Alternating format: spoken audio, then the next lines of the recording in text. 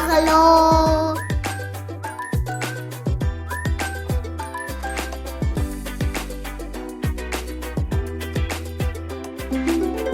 Waouh! Bonjour les enfants. Coucou! J'imagine que vous n'êtes pas, comme moi, perchés au sommet d'un chêne vert. Oh, si vous pouviez voir la forêt d'automne à mes pieds. C'est splendide, spectaculaire, magnifique. Le jaune, le rouge, l'orange se rencontrent et se chassent à la fois. Quel spectacle pour mes petits yeux. Pourtant, ce ne sont pas eux qui vibrent, c'est mon cœur. J'ai même l'impression que toute cette beauté me rend meilleure. Tiens, essayons avec vous. Si vous fermez vos yeux et que vous imaginez ce que je contemple, ces milliers d'arbres aux feuilles éclatantes, toutes ces déclinaisons de couleurs dans un ciel bleu profond. Est-ce que vous aussi vous ne ressentez pas cette beauté? Waouh! Si? Pourtant, ce n'est pas devant vos yeux que cela se passe. Comme c'est mystérieux et réjouissant. Allons-y, partons à l'assaut du beau. Alors, cher petit philosophe, es-tu prêt à te poser 1001 questions sur le beau? La première, celle par laquelle tout commence, c'est la plus évidente. Qu'est-ce que c'est que le beau? Waouh! Le beau, c'est ce qui obéit aux règles de la beauté. Et toi, comment tu aurais défini le beau? Le beau, c'est l'amour. Mais ça alors? Il y a donc des règles de beauté avec lesquelles tout le monde est d'accord? N'est-il pas possible que toi et moi, par exemple, ne trouvions pas belles les mêmes fleurs, ni beaux les mêmes tableaux, ou les mêmes paysages? Qu'en penses-tu? C'est une question qui a beaucoup occupé les philosophes, mais aussi les artistes, les créateurs. Le beau est-il universel, c'est-à-dire le même pour tout le monde, ou bien particulier, c'est-à-dire que chacun en aura sa propre idée?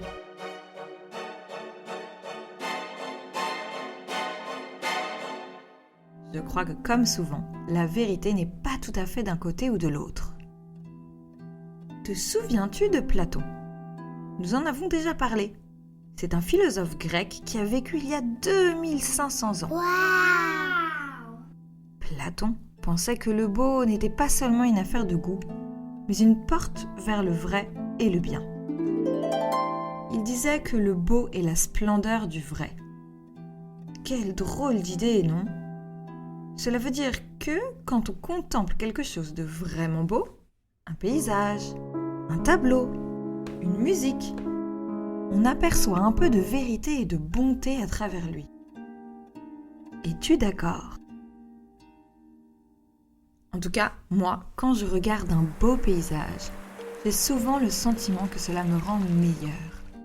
Le sentiment que je nourris mon âme de quelque chose de bon et de nécessaire. As-tu déjà vécu un moment comme ça? Oui, quand je chantais des chants de Noël. Bien des siècles plus tard, un autre grand philosophe, Emmanuel Kant, a parlé du beau.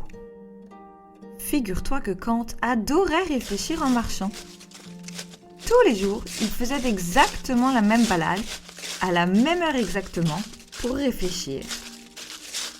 Il a affirmé que la beauté n'existe que dans notre perception. C'est-à-dire que la preuve de la beauté se trouve dans ce que je ressens en écoutant une musique splendide, par exemple. Il disait « Est beau ce qui plaît universellement sans concept ». Autrement dit, quand tu trouves un coquillage ou un coucher de soleil beau, tu n'as pas besoin d'expliquer pourquoi. Ton cœur et ton esprit s'accordent simplement pour dire oui. Et d'autres personnes le sentent aussi, sans savoir l'expliquer. C'est fascinant, tu ne trouves pas? Kant pense donc que le beau est universel. Il est le même pour nous tous. Je ne sais pas. On n'a pas toujours tous le même goût, n'est-ce pas? Non! Mais si tout le monde ne voit pas le beau dans les mêmes choses, est-ce que le beau existe vraiment?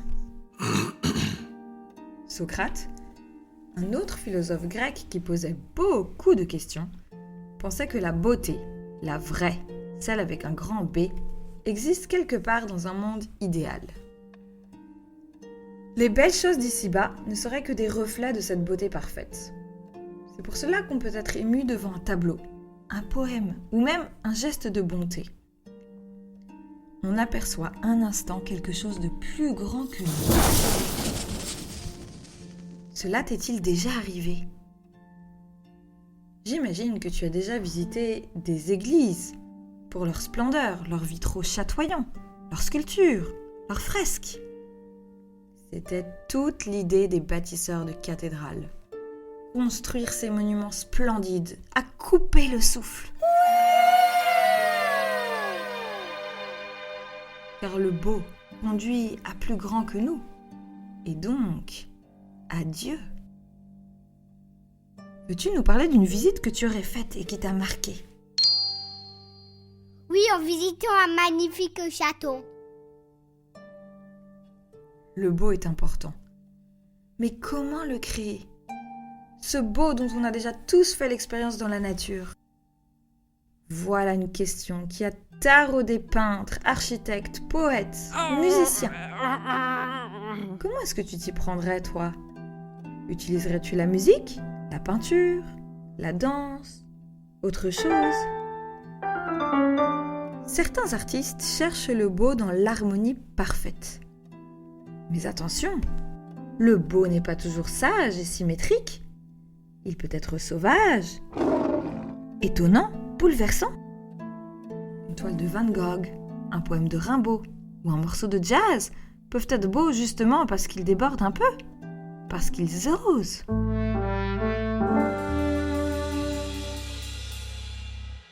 Est-ce que tu penses à quelque chose qui est beau de cette façon, un peu sauvage, particulière? Oui, je trouve les squelettes et les os beaux. D'ailleurs, notre idée du beau a aussi évolué au fil du temps. Si cette part de mystère que l'on ressent sans pouvoir l'expliquer est bien réelle, le beau a aussi été fasciné par les hommes. Tu le vois dans les tableaux des différentes époques que tu as sûrement pu observer. Les styles évoluent, les techniques aussi. Le beau s'agrandit. Tu le vois dans les bâtiments, par exemple. Tiens, connais-tu le peintre Matisse et son tableau La Danse? Si tu veux, nous avons un épisode dessus. Le tableau représente des corps nus et rouges qui dansent en ronde sur un fond bleu et vert. Il n'a rien d'autre, et les silhouettes sont étranges. Quand Matisse a présenté son œuvre, beaucoup de gens se sont écriés « Quelle horreur !» avant de se rendre compte que ce tableau était un des plus beaux hommages à la vie, à la joie, à la liberté. En apprenant à voir l'harmonie d'une chose, son équilibre, sa lumière, tu deviens un aventurier de la beauté. Tu as une force supplémentaire. C'est pour cela que les artistes regardent le monde différemment. Ils voient le beau là où les autres ne le voient plus, ou pas. Quelle chance! C'est sûrement aussi ton cas. Alors voilà, peut-être que le beau ne sert pas seulement à faire joli. Peut-être qu'il sert à nous éveiller, à nous tirer hors du sommeil du quotidien, à nous rappeler qu'il y a de la lumière dans le monde. Il est essentiel donc. Qu'en dis-tu? Mais attention! Le beau peut aussi être un leurre. Sais-tu ce qu'est un leurre? C'est un piège, une illusion. Il peut nous séduire et détourner notre regard de ce qu'il y a derrière, qui n'est pas toujours bon. Je vais te raconter une histoire.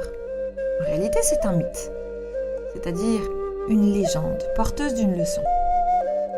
Ce mythe, c'est le mythe de Narcisse.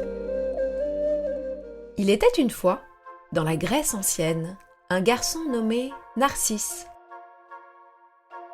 Dès sa naissance, on disait de lui qu'il était d'une beauté à couper le souffle.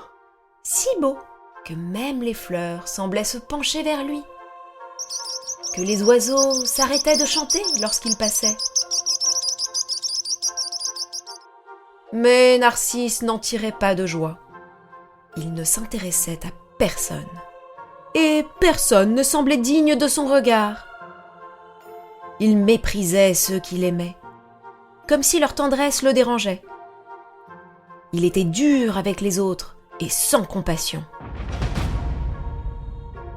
Tu imagines, voilà quelqu'un de bien particulier, ce Narcisse. Les dieux, voyant la cruauté de Narcisse, décidèrent de lui donner une leçon. Un jour qu'il se penchait au-dessus d'une source limpide pour boire, il aperçut son reflet dans l'eau. Il crut voir un autre être, si beau, si parfait, qu'il en tomba amoureux. Il se pencha pour l'embrasser, mais à chaque fois que ses lèvres touchaient la surface, l'image disparaissait. Alors, il resta là, fasciné, incapable de se détacher de sa propre image, de son propre reflet. Peu à peu, il se laissa mourir d'épuisement, de soif, de tristesse. Et à l'endroit où il tomba, poussa une fleur blanche au cœur doré. La fleur de Narcisse.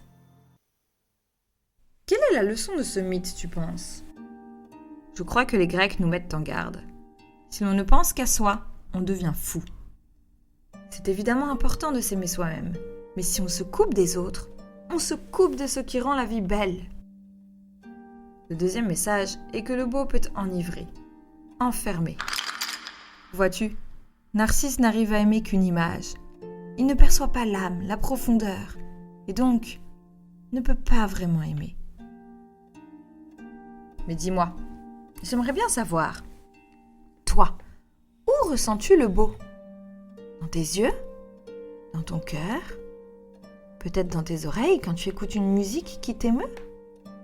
Ou dans tes mains quand tu crées quelque chose ? Le beau, c'est un peu comme une brise. On ne la voit pas, mais on sent qu'elle nous traverse. Et c'est peut-être ça, le plus beau du beau. Il nous relie, il nous transforme. Il nous rend vivants. Yeah! Et maintenant, j'aimerais te proposer un petit temps pour faire l'expérience du beau. Un petit exercice du beau, si tu veux. Oui! Ferme les yeux un instant. Respire doucement. Essaie de penser à quelque chose que tu trouves beau. Pas seulement joli, non, beau. Peut-être une musique, ou le visage de quelqu'un que tu aimes, ou même une idée, un geste, un mot, un poème, un paysage. Le sens-tu, ce petit frisson-là, quelque part entre ton cœur et ton ventre? C'est lui le beau, il est passé. Voilà, petit philosophe. Comme toujours, j'ai adoré discuter avec toi. Et j'espère que cette conversation en entraînera d'autres, avec tes frères et sœurs, tes parents, tes amis. C'est aussi cela, la beauté de la philosophie.